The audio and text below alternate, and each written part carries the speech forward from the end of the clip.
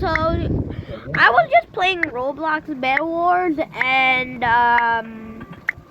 somehow this is what happens to my controls. I don't know what happened. Okay, don't ask me what happened. I was just playing my and my buttons literally grew. Look at this. What the hell is this, guys? Hey? This is looking like the dumbest setup in the entire earth on Roblox.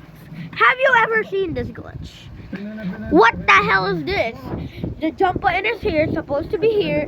The joystick is supposed to be here. Hey? Hey? What?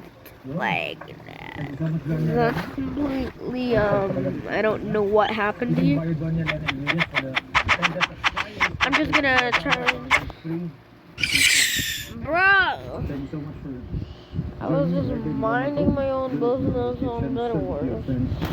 And my buttons just grew. Does anyone know this glitch?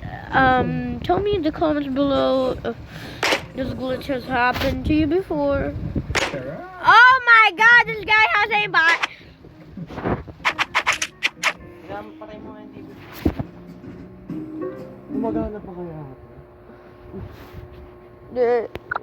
Bye bye, guys. I don't know what happened here.